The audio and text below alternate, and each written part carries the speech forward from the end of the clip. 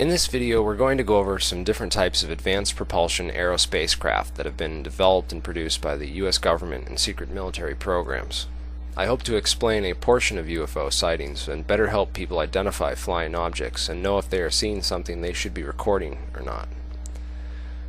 The Office of Naval Research produced several flying platforms and flying jeeps between 1953 and 1959. The Hiller VZ-1 Pawnee was the first in a series of VTOL platforms, including a flying disc-style craft known as the VZ-9 Avrocar, which used a single central high-speed turbine to create a pressure gradient along the bottom surface of the craft known as the Quand effect, thus providing lift. Flying platforms and flying jeeps were also developed by NACA, the National Advisory Committee on Aeronautics, a precursor to NASA, in the early 1950s. The DH-4 Helivector and DH-5 Aerocycle were both produced in 1955, and the Benson B-10 Propcopter, 1959, the Curtiss VZ-7, etc., etc., all proved to be much too dangerous and unstable for practical military application, and I'm not going to waste much time on these dinosaurs because your chances of seeing them in the near future are slim to none unless you plan on visiting a museum. These aircraft can account for a few, but certainly not all, of past UFO reports. Modern flying platforms have been reported as UFOs, caught on film, and later positively identified. The UFO in this video is identified as a WASP, or X-Jet. The Solo-Trek XFV and the PAM-100B are two other known examples of flying platforms in production today, which could maybe account for a small number of UFO sightings. But now let's get to the good stuff. Everything I've mentioned up until now is declassified. That means boring. The government openly admits to it. The rest of this video, although not complete, is a list of man-made advanced propulsion, or as those of us in the know like to call them, alien reproduction vehicles.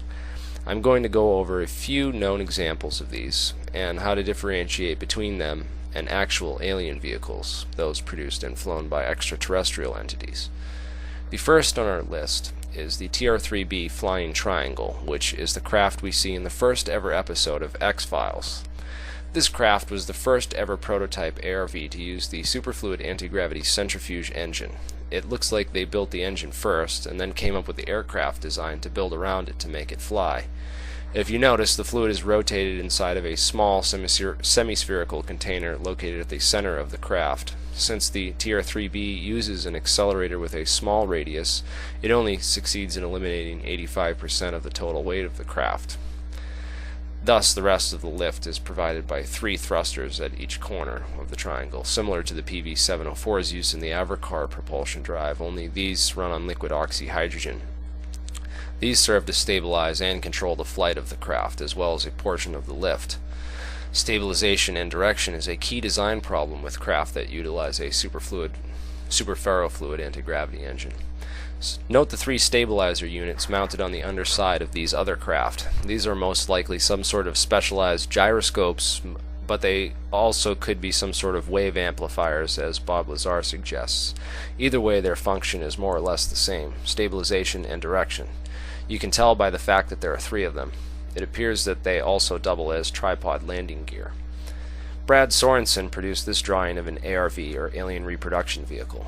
Here are some other photographs of similar craft, which in my opinion are all man-made products of the secret government. Now comes the real question: did they create this technology themselves, in secret, ahead of the pace of the rest of the world's scientific advancements? Did some Thule society in Germany come up with this from spiritual journeys or whatever and give it to the Nazis? These tales are ridiculous. Or did they cheat and copy it from something else? Maybe something that crashed in Roswell, New Mexico in 1947. I admit that some reports can be reasonably explained by weather phenomenon, lenticular clouds, ball lightning, etc., or any number of aerial phenomenon such as man-made flying machines that we went over in the first half of the video. After all, a UFO is just an unidentified flying object. Once it's identified, it's not a UFO anymore, even if it is an alien aircraft. The problem is, we just don't know if these are real alien craft because we can't identify them. To this day, there is not one single confirmed report of an actual alien or alien craft, even with hundreds of thousands of documented cases on file. So many that it's going to take 10 to 15 years for Britain to sort through theirs, which they need to go over and redact any and all personally identifiable information in the reports, which then in turn makes them impossible to confirm. This means that any and all reports of actual alien contact can never and will never be confirmed until the government chooses to confirm them. Plausible deniability and total unaccountability for telling the truth to the American people and the rest of the world. The idea that the world was round would sound crazy to people 400 years ago, just like many of these ideas may sound crazy to mainstream science today. Luckily, in the past few years, the discovery of quasicrystals and metamaterials have opened up new doors, and mainstream science has finally caught up to the point where these ideas can be presented in a context that coincides with conventional scientific wisdom. Project Blue Book was the official government study on UFOs, which of course concluded that UFOs were explainable and that aliens didn't exist. During the 1950s, Project Blue Book and subsequent covert psychological operations were highly successful in brainwashing the mainstream scientific and academic communities against the idea of ETs, anti-gravity, and anything else having to do with aliens. It is now up to us to bring a paradigm shift in the mainstream scientific consciousness by promoting these new ideas and information, and showing people that these possibilities are very real and possible, and they no longer need to be afraid to discuss them. At the same time, we need to break down the infrastructure that has been created to keep these secrets from the people, starting with NASA, which is simply a front for a much larger secret space program. Just look at what UK hacker Gary McKinnon found inside building number 8 of the Kennedy Space Center. Which leads us to our next subject, UFOs which cannot be identified and are believed to be the real deal, actual alien craft. The two most commonly cited are rods, long carrier ships, and saucers or flying discs, which are sometimes mistaken for rods from a side-on view from far away. Real alien craft are extremely lightweight and maneuverable, with inertial drive systems that can take 90-degree turns at breakneck speed without having the pilots or crew experience the impulse acceleration. The propulsion system is super-engineered and modified to a degree that could never be manufactured or reproduced by human facilities. They simply couldn't grow quasicrystals that large and that pure and that perfect.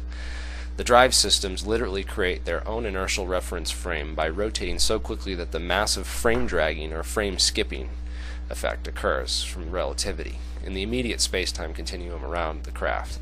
This literally bends space-time around the craft itself rather than propelling the actual craft through space-time. So if you have a UFO sighting that describes something incredibly fast that moved like nothing they'd ever seen before, then there's a good or better chance of it being a legit sighting. The fact that aliens would be technologically equipped with metamaterial cloaking or active invisibility camouflage combined with our own human optical limitations severely reduces the chances of you seeing a real alien spacecraft. This is why many UFO photographers and videographers are now switching to filming in the infrared and ultraviolet spectrum. There are people who have captured a bright ball of light that you can see is there in UV and infrared, but it's completely invisible to the regular camera and the human eye. This is pretty solid proof that something is definitely there that doesn't want to be seen and is using some rather sophisticated technology to achieve both meta-invisibility and noiseless, emissionless powered flight. There's also the chance that you could catch a glimpse of a craft coming out of or going into its meta-invisible state. This can often be confused and misinterpreted by the untrained observer. As the surface of the craft becomes meta-active, there is a brief but extremely intense flash of light, brighter than the daylight sun. Sometimes there is more than one flash, but once it finally engages the surface plasma on oscillation frequency, the craft will basically disappear completely from sight.